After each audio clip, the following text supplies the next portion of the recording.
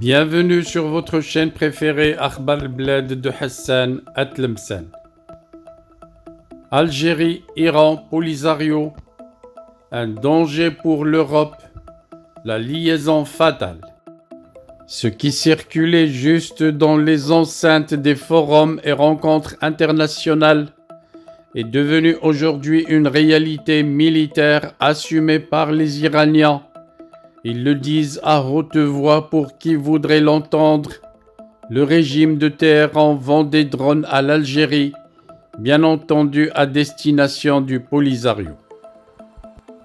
Une grave coïncidence, puisque l'aveu iranien est intervenu en même temps que la reconnaissance de fournir des drones à la Russie pour l'aider dans sa guerre contre l'Ukraine et à travers contre toute l'Europe.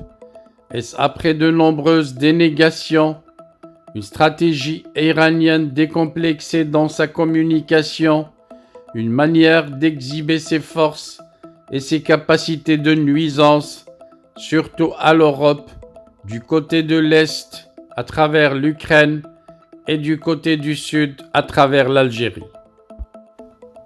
Que l'Iran soit devenu aujourd'hui un acteur important du conflit du Sahara marocain ne fait plus de doute.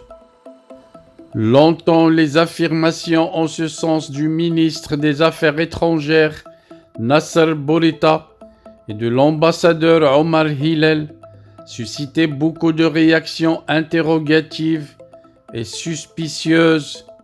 Aujourd'hui, la donne a changé. Par le biais du régime algérien, l'Iran pose un pied militaire en Afrique du Nord, se mêle d'un conflit et arme le Polisario, l'organisation terroriste que l'Algérie a créée de toutes pièces, qu'il estime servir ses intérêts stratégiques. La République islamique d'Iran rajoute à son arc dissuasif destiné à la mettre dans une meilleure position de négociation l'affaire du Sahara. Elle manipulait déjà 4 crises majeures qui lui permettaient d'avoir l'attention de la communauté internationale.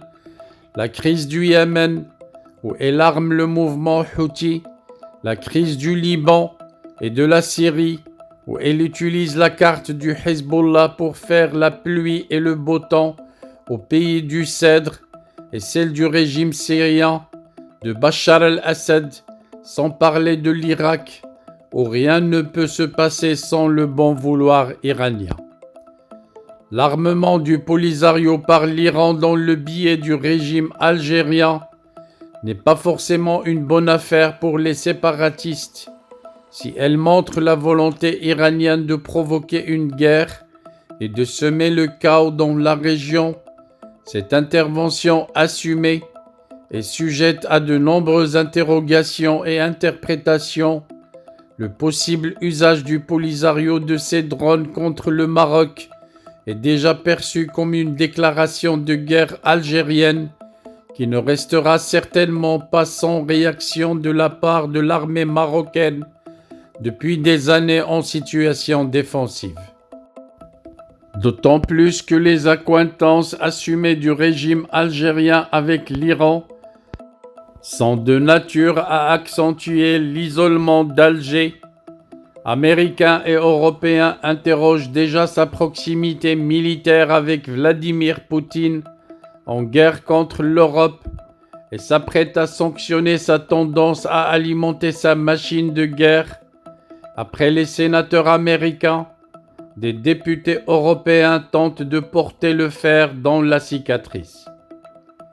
Aujourd'hui, l'Iran se mêle d'un conflit aux portes de l'Europe et de nature à réécrire toutes les équations stratégiques face à l'Europe. Alger ne peut justifier son entêtement à s'allier à Vladimir Poutine pour l'aider à gagner son bras de fer contre les Européens et les Américains. Et face aux pays arabes, Alger ne peut non plus justifier son alliance avec leur ennemi numéro 1, l'Iran, pour porter atteinte à la stabilité et à la sécurité de leur allié, le Maroc.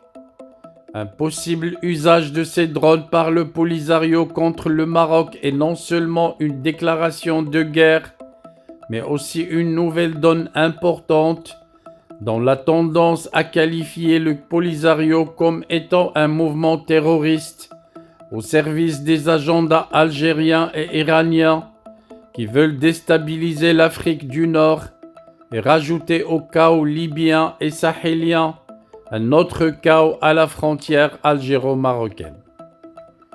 La communauté internationale, Europe en tête, n'aura aucune hésitation à mettre le Polisario sur la liste des organisations terroristes comme Daesh, Al-Qaïda ou le Hezbollah libanais.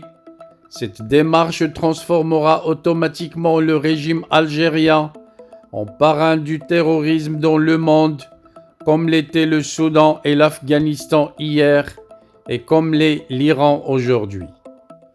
Doucement mais sûrement, le régime algérien est en train de nouer la corde du pendu autour de son cou, de tresser son propre isolement, sa fascination maladive pour la Russie, son alliance politique contre toute logique avec l'Iran, font aujourd'hui de l'Algérie un pays qui trébuche, avec le risque d'une chute aussi brutale qu'inattendue.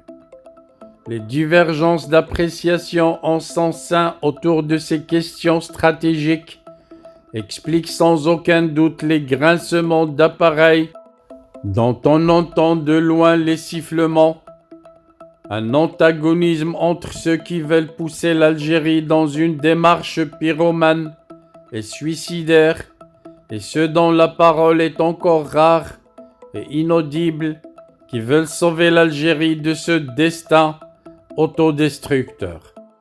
Lequel des deux clans aura gain de cause?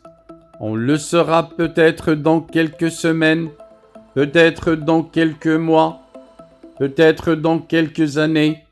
Une chose est certaine, le régime militaire dictateur qui dirige l'Algérie depuis son indépendance est de plus en plus isolé à travers le monde et mène de plus en plus l'Algérie vers une ruine irréversible.